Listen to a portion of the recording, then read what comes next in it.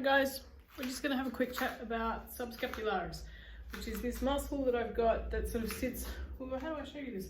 It sits on the inside line of my shoulder blade, right? So when I do this, my shoulder blade wings out.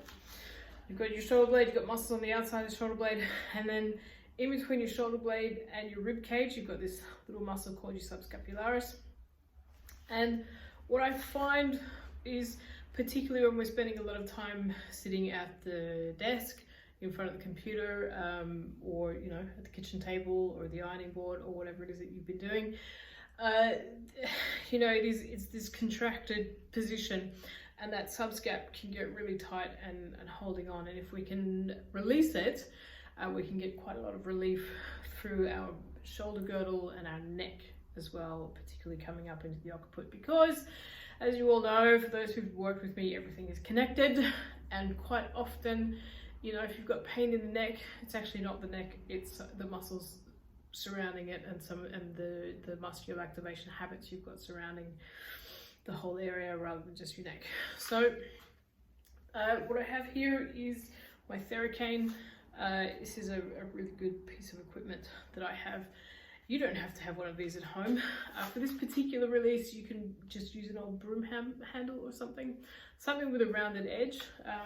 I've got an old red handle, actually. This is one that you can see it's sort of rounded off in the edge. This actually might be a bit better than this one. Anyway, so I'm going to use this instead of that. What I want to do is try, if I can, all right, if I get my arm here, okay, and I'm actually going to put this end of my pole on the pillow that I've got the phone on, okay, so you can see what I'm doing here. But you can put this up against the wall or a door or something, just so I can lean into it, okay? And then I'm going to come up and I'm going to put this, I'm going to wing out my shoulder blade to try and get that shoulder blade to come out on this kind of an angle so it wings out. And then I'm just going to put this in here and I'm just going to lean in it.